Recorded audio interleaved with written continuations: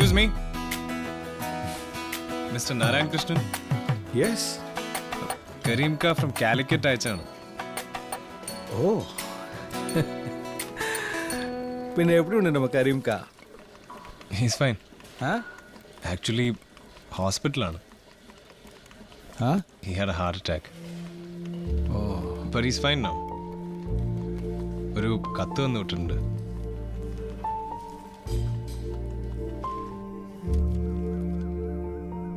அன்புள்ள நாராயண் கிருஷ்ணன், இந்த கடிதாசியோட உங்களை சந்திக்கிறது என் பேரன்.